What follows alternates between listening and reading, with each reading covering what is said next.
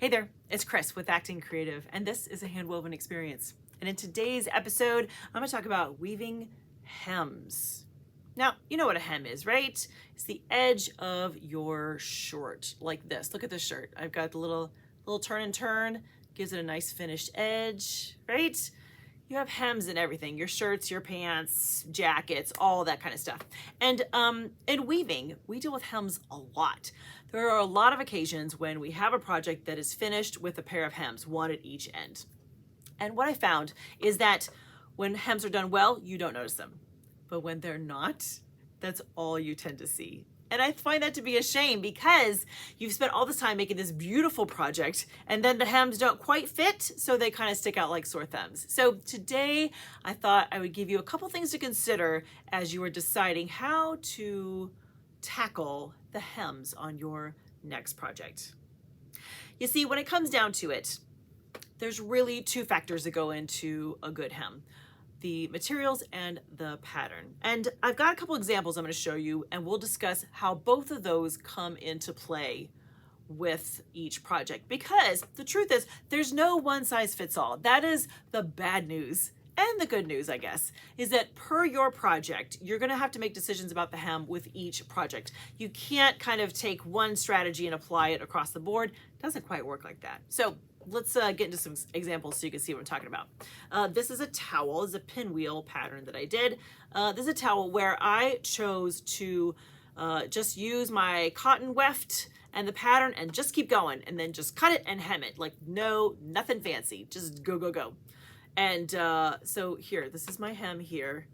Now, might be a little bulky, but I don't mind. In this application, great, whatever. Looks pretty good. Not going to complain about that kind of hem. But I didn't make any other special arrangements for the hem for this project, and that was okay. All right, so that's our first example. Let's look at an example where I did make different decisions. This is a rep weave project. Now, rep weave is intentionally very bulky. Look at the size of that, how dense it is. That's the way it's supposed to be. It has this really kind of cool ridge kind of effect to it. Used a lot like in placemats. You've probably seen placemats with this kind of style to it. But rep weave, imagine trying to turn this twice. That would be like an inch thick. It would be really, really bulky. So I knew coming into this project I had to make some different decisions about the actual hems for the project. So let's check out how that ended up. First of all, I chose to change the pattern to just plain weave. I chose to stop the rep weave and just do plain weave here. But I also decided to use a very fine weft here. Basically what I used is that in between, see like right here, in between these ridges is like a sewing thread. And I chose to just use that material to create the hem right here. Now, just a little note to go with if you enter into the world of sewing thread for a hem, which for the most part can work out beautifully. Pay attention to what kind of sewing thread you are using and how you're going to shrink your project. Here's what I mean.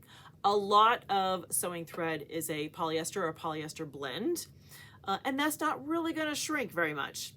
So if your project is pre-shrunk, great, use the polyester sewing thread. However, like in this application, I knew I was going to hem it first, so I had to have all cotton sewing thread. Just keep that little nugget in the back of your mind as you're coming up to a hem that needs to use some kind of sewing thread, or even in your project, if you have to use a sewing thread, make sure it's going to shrink the same as all your other yarns. Just a little extra there for you. But see how this hem is? Turned out nice and fine. Lovely. When you look at the piece, you don't even see the hem. You're like, yeah, it's rep weave. Looks fun. Let's look at this guy here. This was a towel out of cotton, and it's a twill. Look at that. Now, here's what I invite you to look at. The towel is a twill, like I said, but I chose to do a plain weave for the hem, which turns out probably wasn't the best decision because, do you see how it flares? Do you see that? The hems, I need like 2 more hands for this. The hems kind of flare out. Can you see that? And while it may be subtle, it's the kind of thing to watch for because at the end of the day, this is plain weave and this is twill. And Twill naturally is gonna pull in more from side to side than plain weave is. It's just physics.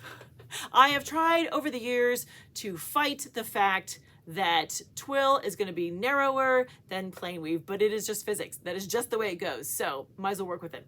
But here in this case, my instinct was to do plain weave for the hem. And honestly, I'd have been better off just keeping up, just doing more of the twill, because it would have kept the width the same. Can you see that? See how it kind of flares? Now, this could be quibbling over very, very small, minute details. However, it is something to keep in mind as you are approaching whatever your next project is. Because you can choose both a different pattern and a different material.